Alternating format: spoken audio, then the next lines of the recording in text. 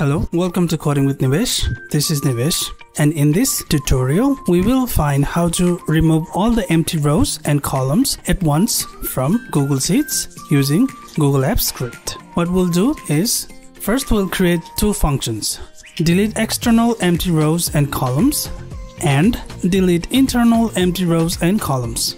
The first function will delete empty rows and columns from the range that are outside of the range provided by getDataRange, and the second function will delete the rows and columns that are empty, which are inside of the range returned by getDataRange.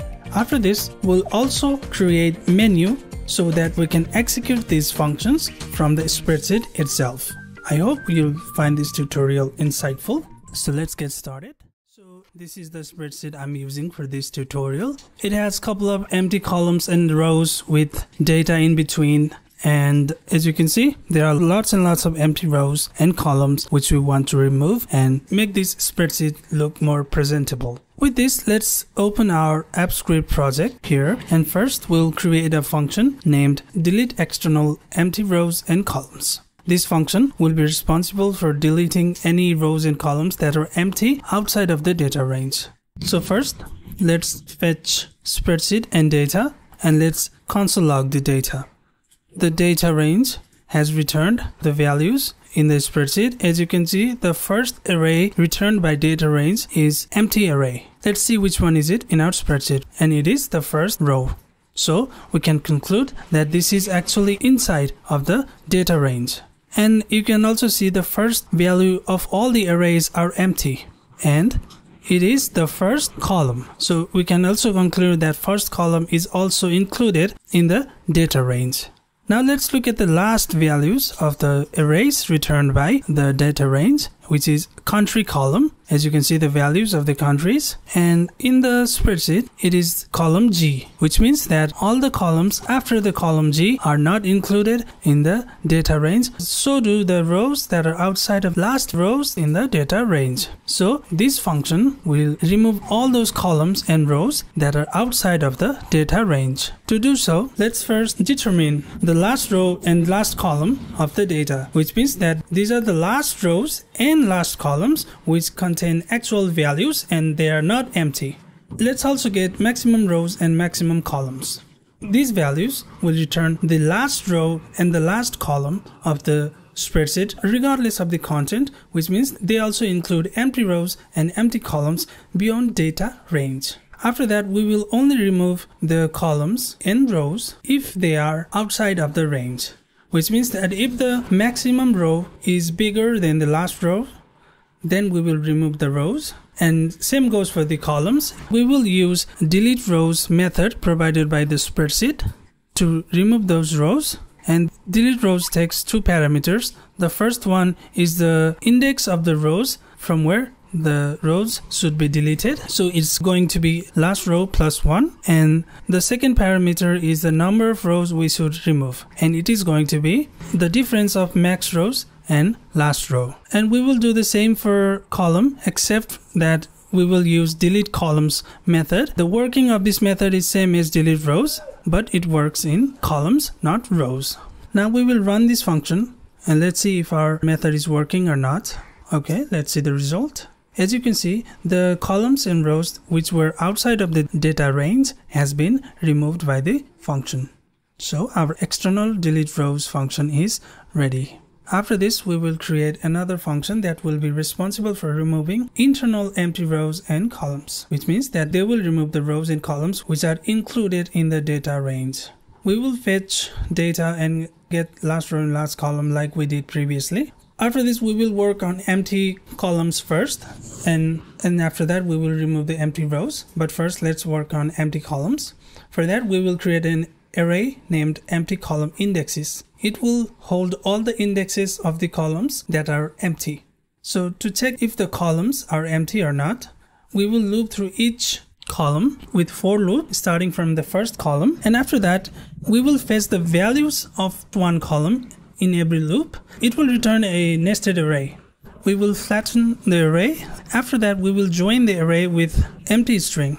And if the joined string is actually empty, we know that this is an empty column. So we will push that index to the empty column indexes array. But here's a twist. We will not just push the indexes, we will also make sure that we will subtract the length of the empty column indexes array each time before pushing the indexes to the array itself. We're doing that because later on when we will delete this column, we have to delete each column one by one. And while doing so, we will find out that if we delete the first column, then the structure of the spreadsheet changes, and the empty column which will come after the first column will have its index changed, like I'm showing here. After we delete a column, the index of the F column will get changed from 6 to 5. So we're gonna have to subtract length of the array itself, which means that we are actually subtracting 1 in reality to handle this operation accurately. So let's do that now.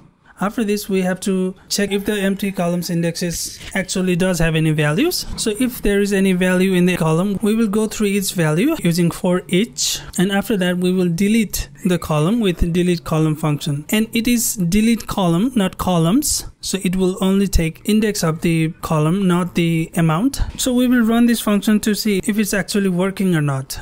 Okay, so let's check the spreadsheet. As it's being displayed here, all the empty columns has been removed. Now we will work on removing empty rows from our spreadsheet. To do so, we will filter out all the non-empty rows using same method we used earlier by joining them with empty string, and if they are not and just an empty quote, then we will return them in our new data. After this, we'll get our new data, and of course we'll get our new last column and new last rows, and we will save those values to our spreadsheet. Let's run this function. As you can see, the values have been accumulated in one place without any empty rows in between, but this is not what we wanted. We actually want to remove those extra rows.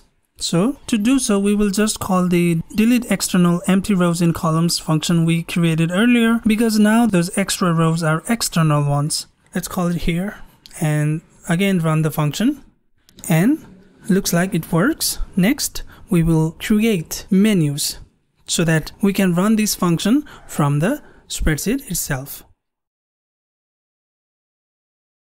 For that, let's create a new script called menu. Then we will create a function named create custom menu. It will call create menu from get UI, and we will add 2 functions to the menu item and give them appropriate titles. After that, we will add these menus to the UI with add to UI. And with this, our custom menu is ready. But to add this function to the spreadsheet itself, we have to run this function inside of onOpen. So let's do that now. Now we will save this script, and then we will go to our spreadsheet and reload the spreadsheet. As you can see, I have actually reinstalled the previous version of the spreadsheet to check if our menus are actually working or not. After a while, the menu will appear in the spreadsheet. Now let's first delete external empty rows in columns. Okay, it's working. Now we will delete internal empty rows and columns. Okay, so it's working. Now our spreadsheet looks more readable, more visually appealing. Now you can just copy paste this script and then use this on your own spreadsheet. Thanks for watching. I hope you enjoyed this video. If you did, please give it a like and share it with your friends. If you're already not subscribed, I hope you'll subscribe to the channel as well. I'll be releasing new videos twice every month so that you won't miss out. Thank you for watching again.